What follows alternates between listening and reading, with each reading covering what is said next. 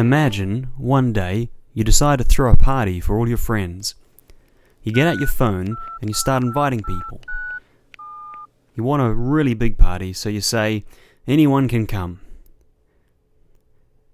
And on the big day, you get your place ready for the party. And you're really excited to see everyone. And pretty soon, the guests all start arriving. After a while, everyone you're expecting has arrived and you're having a really good time. But then the doorbell goes, and you think, I wonder who that is. Must be someone I've forgotten about. And it is. Someone who you definitely did not want at the party. It's your neighbour Brian.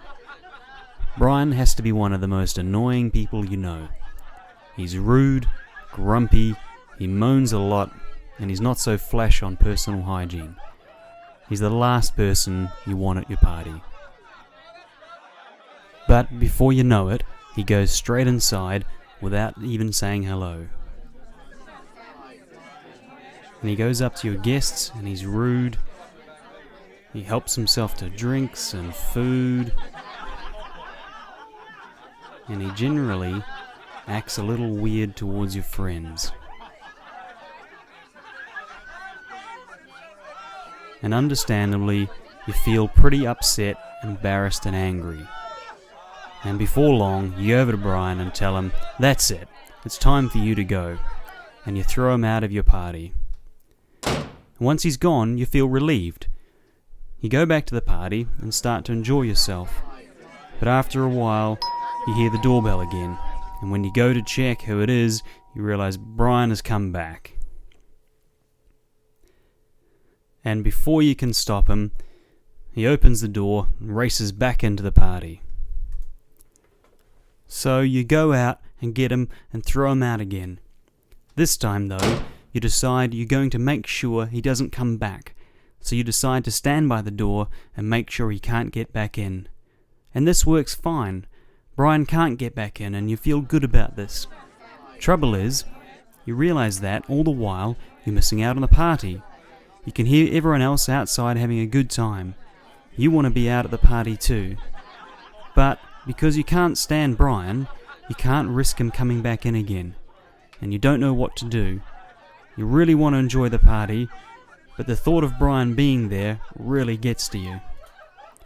After a while, you realize that, actually, this party is pretty important to you, and you want to be with your friends, and the very least just to make sure they're okay.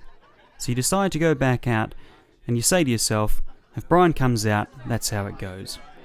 And sure enough, after a couple of minutes, Brian comes back in and starts being annoying again. But this time something's different. You don't ignore him, because he's pretty hard to ignore, but you decide just to get on with the party and talk with your friends, and you start to notice some interesting things.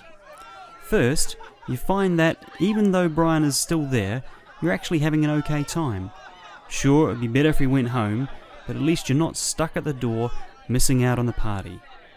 Second, you notice that when you're not trying to get rid of him all the time, he calms down a little bit. He's still a pain and still smells, but he's not so rowdy. And then after that, you start to notice some other things about Brian you hadn't actually seen before.